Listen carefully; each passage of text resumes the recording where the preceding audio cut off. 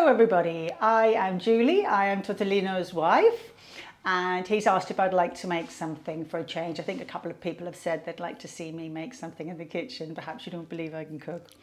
We decided it might be a nice idea to show you how we make a traditional English Christmas cake, something I've made for the last 30 odd years, I suppose. Pretty much this recipe, year after year. What we're going to do is break it into a few videos so that if you want to join in and cook it alongside me, we'll do the initial few stages, and then in a few weeks' time, I will get to do the end part of the cake, which will also then take us just up to Christmas. So ready for Christmas then? All ready for Christmas, yes. Normally I'm a little bit later than, well, in some ways I'm a little bit earlier, in some ways I'm later. But this part of it, I normally actually start to do probably, I used to do it in September, believe it or not, but this year I'm a little bit late, but never mind. So we'll do something the first to do with piece the holiday maybe? Hey? Yeah, exactly. Completely went out of my head. I did keep thinking about it, but didn't actually get around to getting the ingredients. But anyway, we're ready to go now. First port of call, cup of tea, but I'm nearly finished that now. So, first port of call is to measure out your fruit. And in here, this will be a combination of sultanas, raisins, there's mixed peel. Pretty much that's it, I think, actually. In the UK, we buy it in a kilo bag already. So all I've actually done is decant it into here. Most important part now is, I won't show you the front because it's got the brand name on, but there's a rather lovely bottle of brandy.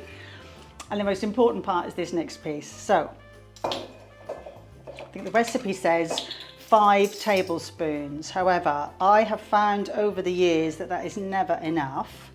Obviously, if you don't like a boozy one, you don't need to put this in.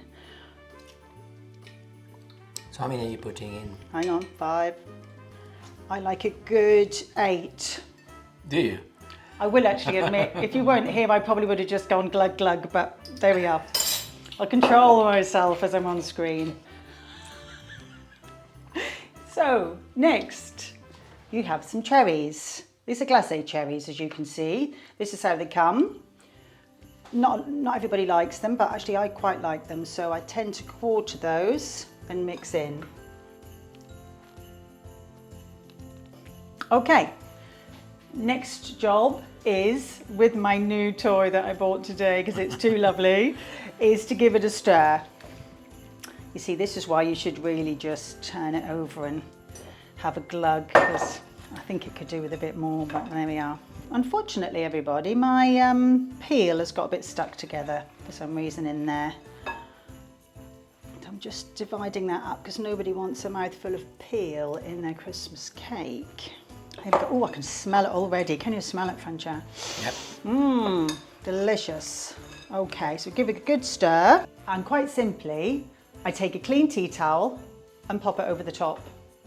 And then I will leave that on the worktop for, it says about 24 hours. However, if you leave it a day or so afterwards, it's really not a problem. I tend to think the longer the better. But every so often, as I wander past and I get a waft, I'll give it a little stir and turn it over, make sure that the brandy is covering all of the fruit. And you'll find after a few days that they will plump out a little bit, and they'll be ready then to do the next stage. So at this point, we're done. Simple as that. All I will say is that this will be involved in the next one. Francesco's trusty tin that he loves so much. Yes. But this is actually my fruitcake version, which I always keep in my kitchen. It's mine now. Right. Well, one of yours, you've got several now. But that's it for now. So next time I see you, we'll be doing the next part of the cake, where we actually put it together and we'll cook it in the oven. So, ciao ciao for now.